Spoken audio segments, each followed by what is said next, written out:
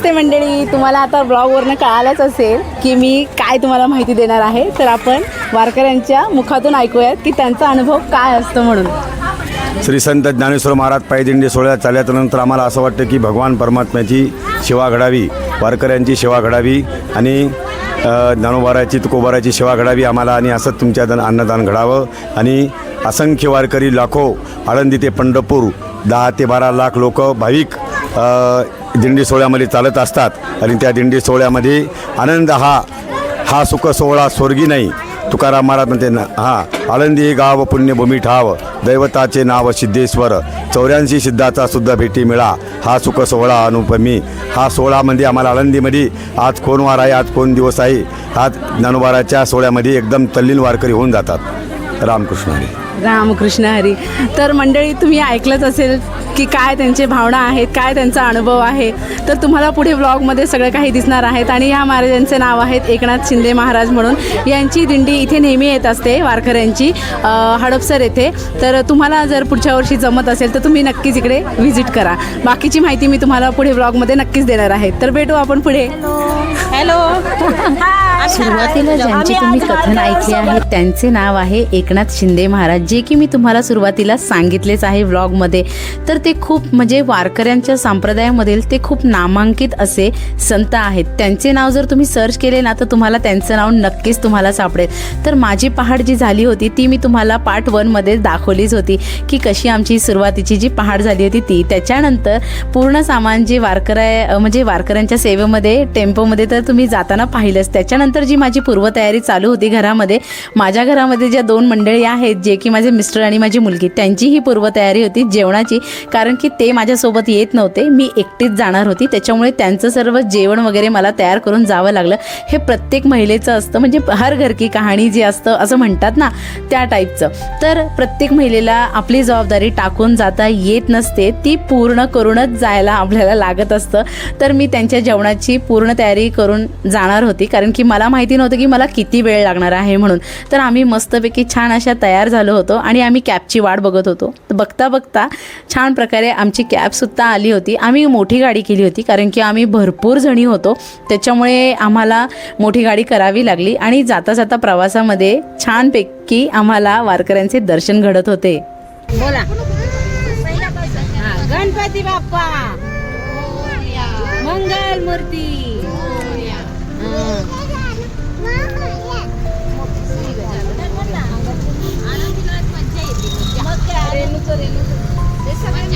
रेणू.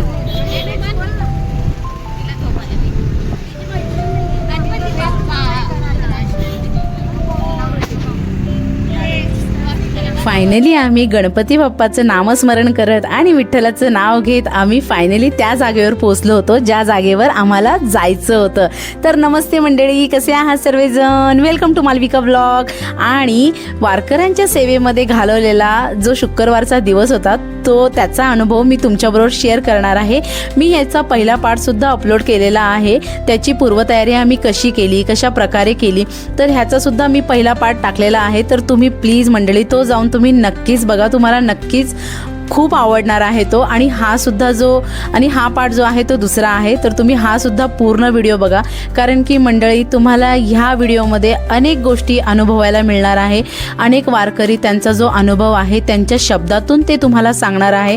कारण की मी प्रत्येक वारकऱ्यांकडे जाऊन म्हणजे खरंच मला त्यांचा अनुभव घेण्यामध्ये मला इतकं आवडलं होतं ना, आणि मला तो तुमच्यापर्यंत पोचवायचा आहे या व्हिडिओद्वारे. त्याच्यामुळे मी तुम्हाला सारखी सांगत आहे की तुम्ही हा जो व्लॉग आहे तो पूर्ण बघा म्हणून. तुम्हाला जोपर्यंत तुम्ही हा पूर्ण व्लॉग बघणार नाही ना तोपर्यंत तुम्हाला त्यांच्या भावना आणि त्यांचा जो अनुभव आहे ना तो तुम्हाला कळणारच नाही. त्याच्यामुळे तुम्ही हा व्लॉग पूर्ण बघा. तर आम्ही पोहोचलो होतो जागेवरती जिथे आम्हाला जायचं होतं. ॲक्च्युली आम्हाला उशीरच झाला होता, कारण की वारकरी जे आहेत ते तुम्ही बघितलंच की ते पायी चालत जात असतात आणि त्याच्यामुळे थोडंसं गर्दी, गाड्यांची जी गर्दी आहे, रस्त्याची जी गर्दी आहे ती थोडीफार वाढत असते, कारण की त्यांना जागा जागा हवी असते आणि त्याच्यामुळे आम्हाला थोडासा इकडे येण्यास उशीर झाला होता.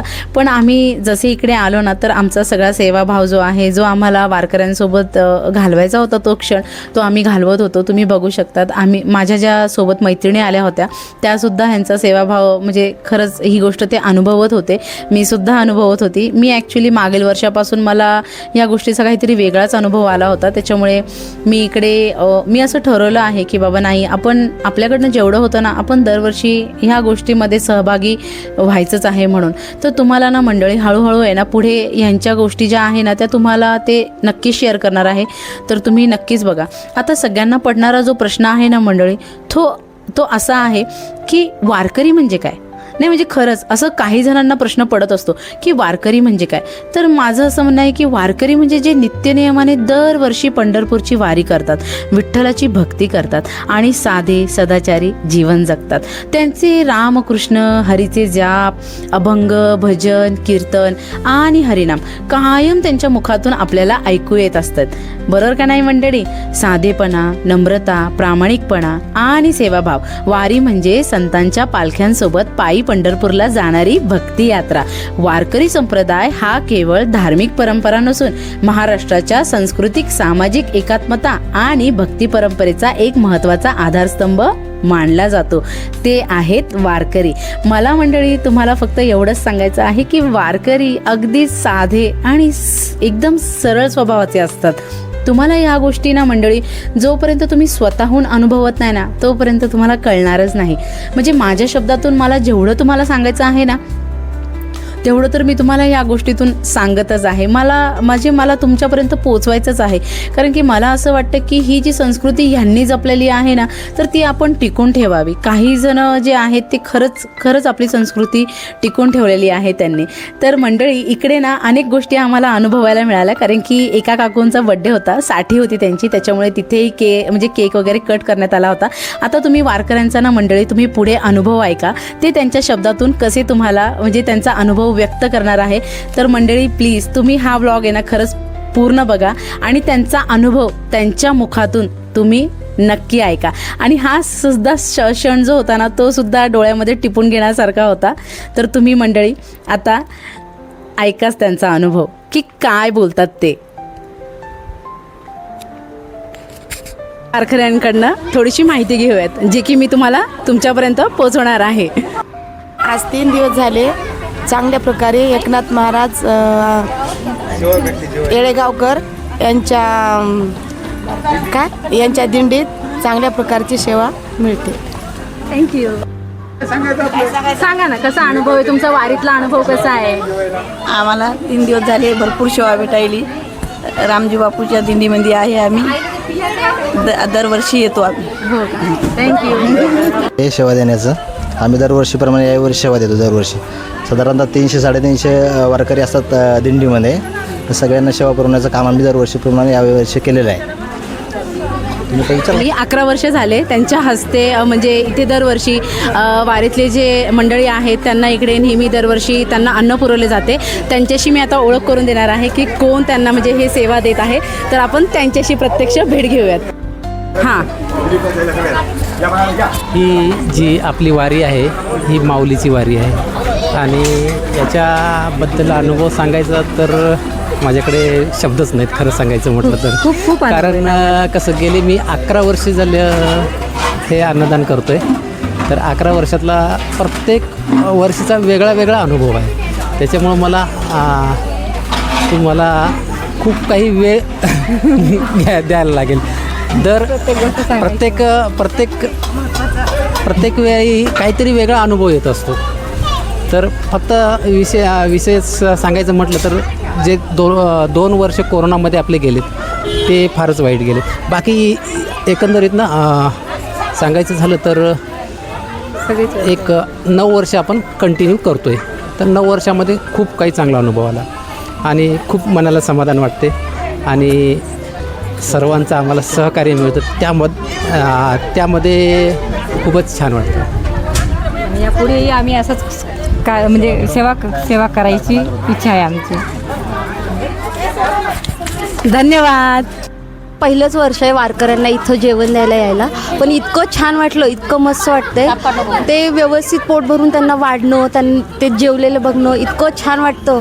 खूपच छान अनुभव आहे माझा. माझं नाव प्रमोद माने.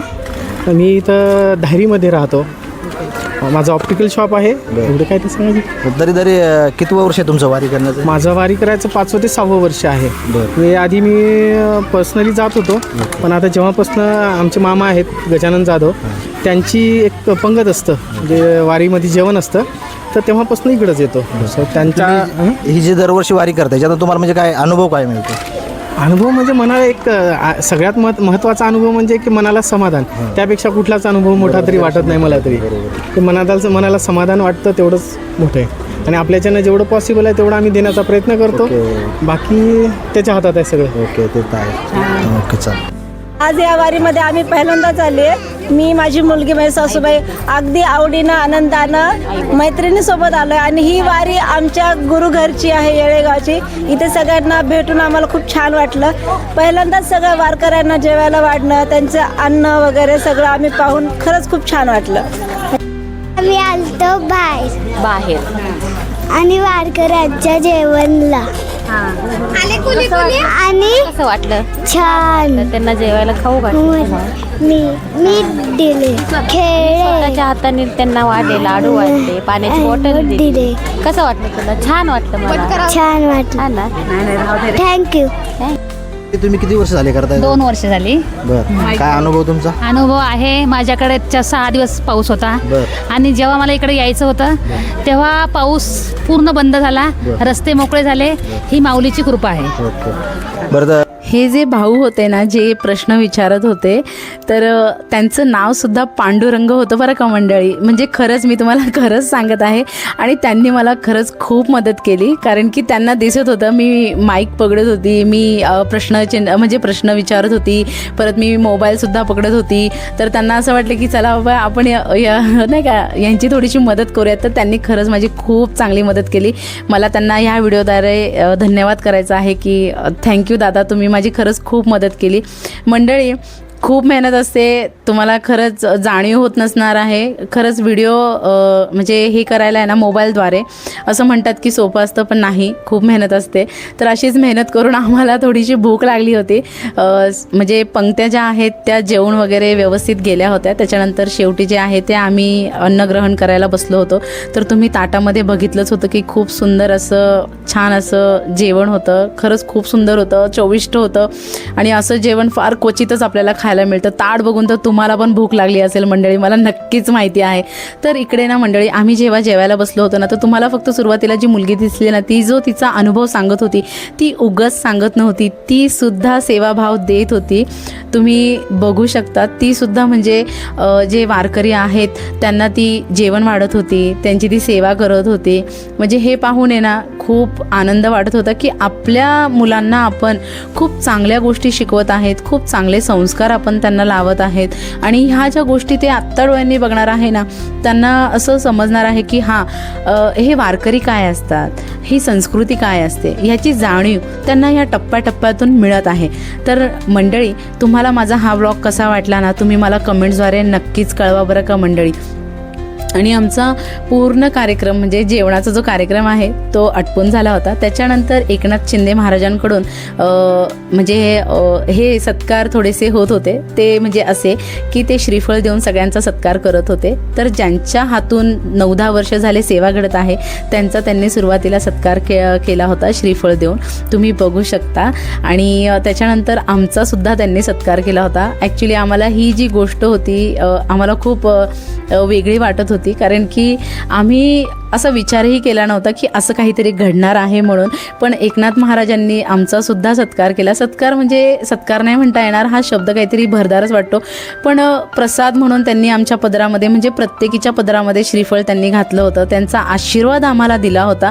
आणि त्यांचे पाय म्हणजे त्यांचा पाय धरून आम्हाला असं वाटत होतं म्हणजे नाही का, त्यांचा आशीर्वाद घेऊन आम्हाला असं वाटत होतं की जणू आम्ही नाही का पंढरपूरला गेलोच बाबा, असं म्हणजे खरंच असा अनुभव आम्हाला प्रत्यक्षात येत होता की म्हणतात ना, असं म्हणणारे लोक म्हणतात की वारकऱ्यांच्या जेव्हा तुम्ही पाया पडतात, त्यांचा जेव्हा आशीर्वाद घेतात ना, तेव्हा तो थेट आशीर्वाद जो आहे ना तो विठ्ठलाच्या पायाशी जातो. आणि आम्हाला एकनाथ महाराजांचे जेव्हा दर्शन घडत होते ना, तेव्हा आम्हाला असंच वाटत होतं की आम्ही थेट विठ्ठल महाराज, म्हणजे त्यांची मी गणना म्हणजे विठ्ठलांची करत नाही, पण प्रत्येक वारकरीमध्ये विठ्ठल असतो मंडळी.